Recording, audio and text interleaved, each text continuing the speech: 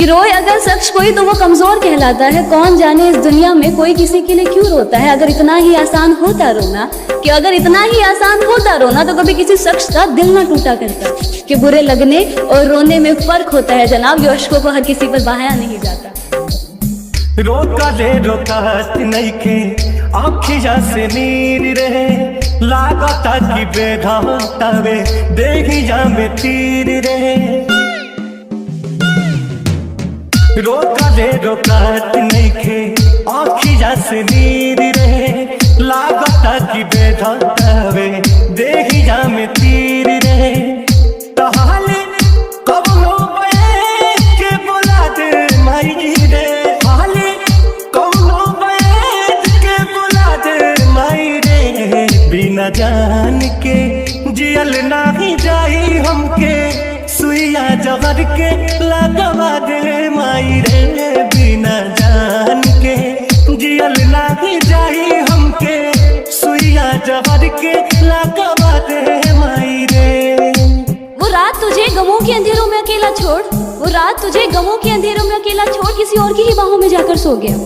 तो क्या अब उसकी रातें को उजाड़ने की तमन्ना है? नहीं तो क्या अब भी उसकी खुशियों की दुआओं में सजदों में अपना सर झुकाया करती हो? हाँ। कुछ आवे समझना हम का करी, एक पल में 100 बार मरी। जितेंद्र कुछ आवे समझना हम का करी, एक पल में 100 बार मरी। उनकर एक बेर दीदार करा दे माई रे, उनकर एक बेर दीदार करा दे माई रे। बिना जान के जियल नाही जाही हमके, सुइया जहर के लगवा दे माई रे। बिना जान के जियल नाही जाही हमके, सुइया जहर के लगवा दे माई रे। गुजरो जब भी तुम इन आंखों के सामने से, ये नजरें तुम पर ही आके रुक जाना।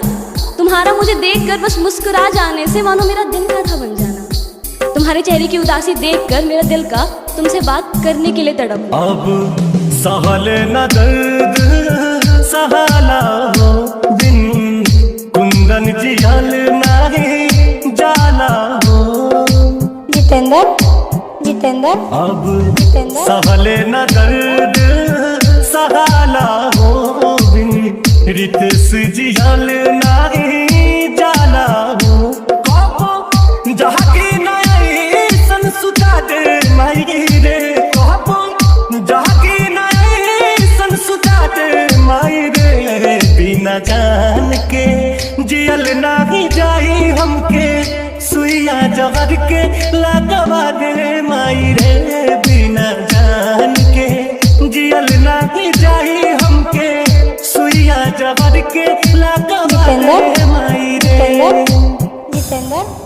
जितेंद्र